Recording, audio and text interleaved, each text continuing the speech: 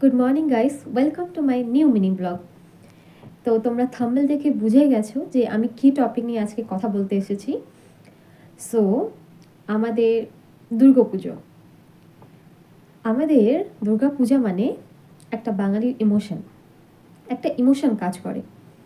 তো আমরা যারা বাড়ির বাইরে থাকি, কাজ করি, জব করি, মানে কাজ করি আর জব করির মধ্যে তো আর কোনো পার্থক্য নেই, যারা আমরা কর্মক্ষেত্রে বাইরে থাকি তাদের জন্য আজকে এই ব্লগটা। আর সেটা হচ্ছে, সামনে আমাদের দুর্গাপুজো। তো দুর্গাপূজাতে আমরা যে বাইরে যেতে পারছি না, তো এটাতে কার কার মন খারাপ হচ্ছে সেরকমভাবে বললে চলবে না, কারণ দুর্গাপুজোতে সবার মন খারাপ হয় ছুটি না দিলে। আর ছুটি দিলেও আমাদের এত কম ছুটি দেয়, মানে এক সপ্তাহ ছুটিতে বাড়ি গিয়ে সবার সাথে মজা করে ফিরে আসাটা অনেকটা কঠিন হয়ে যায়। আবার সেইখানেই যদি আবার একসাথে 6-7 জন ছুটি চায়, তাহলে তো সেই ছুটিটা একদমই অ্যাপ্রুভাল দেয় না।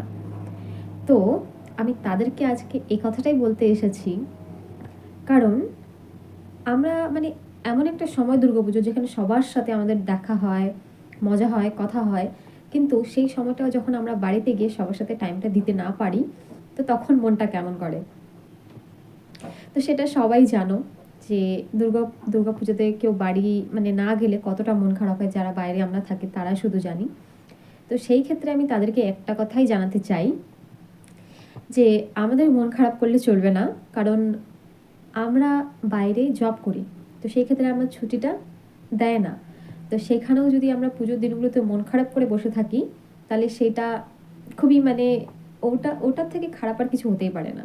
তো সেই ক্ষেত্রে আমি তাদেরকে একটা কথাই জানাতে চাই, আমরা যে যেখানে আছি সেইখানে আশেপাশে হয়তো না কোথাও তো পুজো হবেই, তো সেই মন্দিরে গিয়ে ঠাকুর দর্শন করে, মাকে প্রণাম করে সেই দিনগুলোতে আনন্দ করে কাটানো, কারণ এটা ছাড়া আমাদের কাছে আর কোনো উপায় নেই।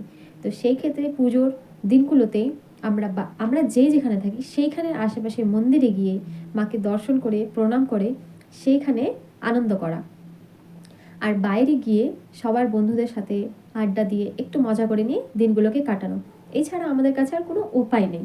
তো আমি তাদের জন্য একটা কথাই বলতে চাই যে পুজোর দিনগুলোতে কেউ মন খারাপ করে থেকো না, পাশেই যেখানে পুজো হবে সেখানে গিয়ে আনন্দ করে পুজোর দিনগুলো কাটাতে হবে।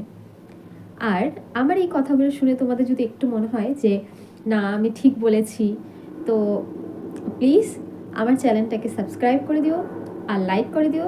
আর আমি পুজোর দিনগুলোতে কি কি করছি সেগুলো দেখার জন্য আমার চ্যানেলটাকে সাবস্ক্রাইব করে দিও। আর আমি তোমাদেরকে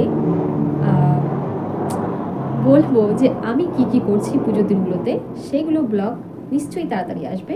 শুধুমাত্র আজকে এই কথাগুলো জানানোর জন্যই আমি এই ব্লগটা করছি।